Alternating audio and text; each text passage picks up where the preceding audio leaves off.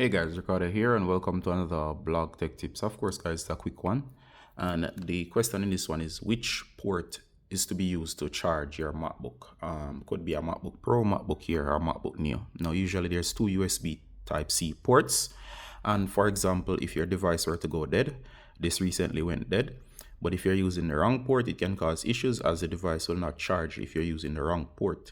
And there's a specific port that's used for charging. All right, so let me show you which one it is. All right, so there are two ports, and usually it's the let me get that charger. So you have your charger plugged into the outlet.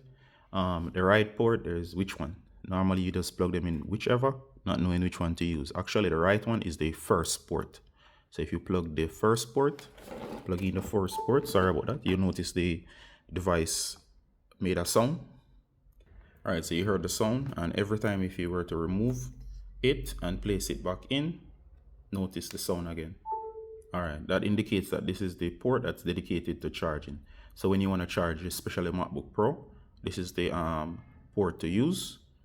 And if we use the secondary port, which is this port right here, it does make a sound too. However, if it's the case that the device is actually completely dead, it will not charge until you plug it into this port.